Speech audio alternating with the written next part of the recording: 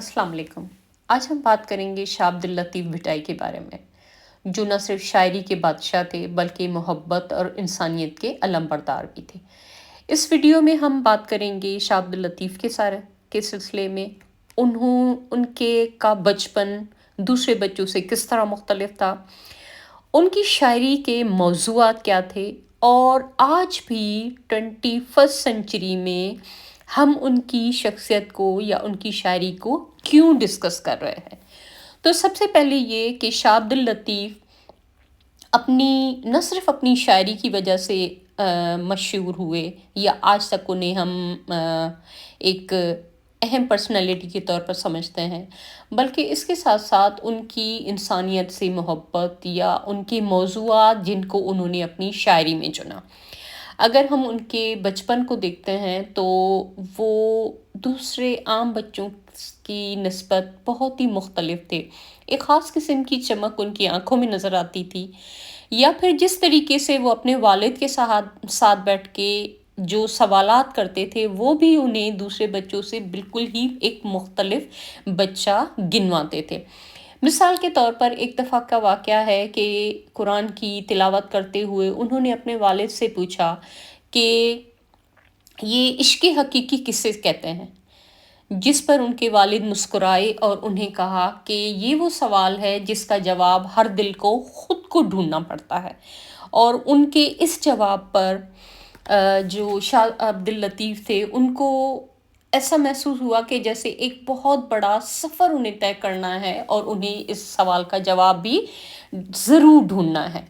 और वहीं से उनका इश्क़ हकीकी शुरू होता है, और उनको हम देखें तो वो उनकी ज़िंदगी का ज़्यादातर जो वक्त था वो खुदा ताला से मोहब्बत और उनकी गुर्बत में गुज़रा। उन्होंने मुख्तलिफ़ मकामात का सफ़र किया, लोगों के दुख सुने और उनके गमों को अपनी शायरी में ढाल दिया।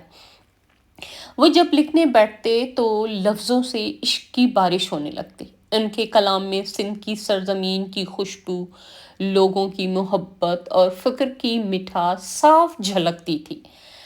उनका मास्टरपीस शाह जो रिसालो है, जो आज भी हर जगह बड़ी ही मोहब्बत से पढ़ा जाता है।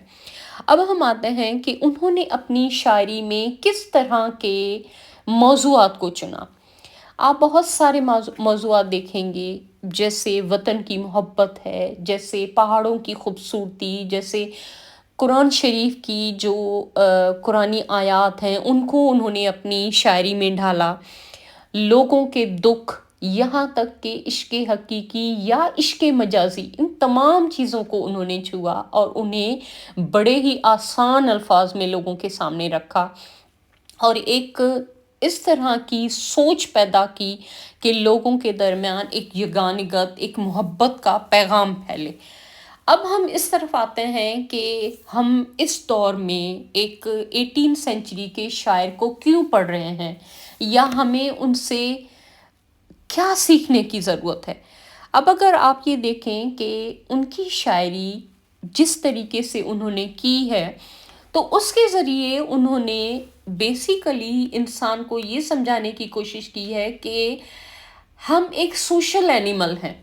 इंसान एक दूसरे के बगैर नहीं रह सकता। आज के दौर में जब हम नफ़रत, तासुब और फ़िरकावारियत के शिकार हैं, तो शाह अब्दुल लतीफ़ का पैगाम हमें एक दूसरे से मोहब्बत करने